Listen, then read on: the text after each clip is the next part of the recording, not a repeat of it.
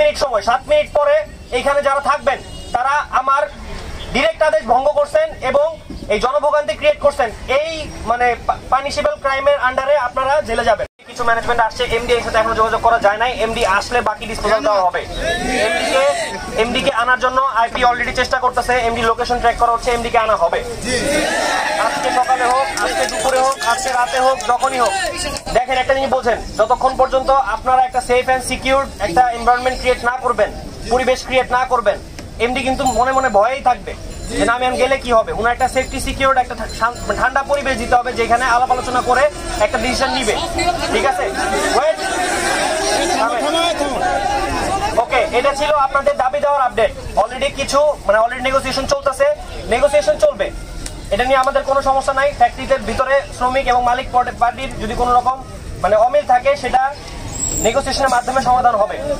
কিন্তু গতকালকেও শ্রম মন্ত্রণালয় থেকে বলা হয়েছে এবং এই যে রেসপেক্টেড আইজিপি পুলিশ উনার সংবাদ সম্মেলনে ডিরেক্ট বলে দিয়েছেন যে কোনো রকম রোড ব্লক এখন থেকে এটা গ্রাহ্য করা হবে না।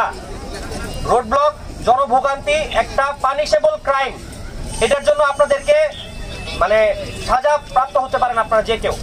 এখন আপনাদের জন্য হচ্ছে আমার উপর যদি বিশ্বাস রাখেন, আমি বলে দিচ্ছি আপনাদের জন্য সময় হচ্ছে 7 মিনিট। 7 মিনিটের মধ্যে রাস্তা ছেড়ে সাইডে গিয়ে দাঁড়াবেন। রাস্তা যদি না ছাড়েন আপনাদের দাবি দেওয়া কোথায় গেল ওটা আমি পরে দেখবো, আগে এখানে রাস্তা আমি ক্লিয়ার করব। কথা বলতে দাও, আমার কথা পরিষ্কার আমি আশা করি। 7 মিনিট সময়, 7 মিনিট পরে এখানে যারা থাকবেন তারা আমার ডিরেক্ট আদেশ ভঙ্গ করছেন এবং এই জনভোগান্তি ক্রিয়েট করছেন, এই মানে পানিশেবল ক্রাইমের আন্ডারে আপনারা জেলে যাবেন। আমি আমার কথা পরিষ্কার বলে দিলাম।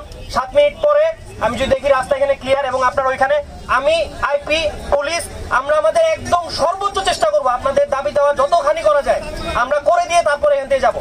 কিন্তু 7 মিনিট পরে যদি আপনারা এখানে থাকেন, রাস্তা যদি ব্লক থাকে, আপনি আমার পক্ষের না, আমি ধরে নিব।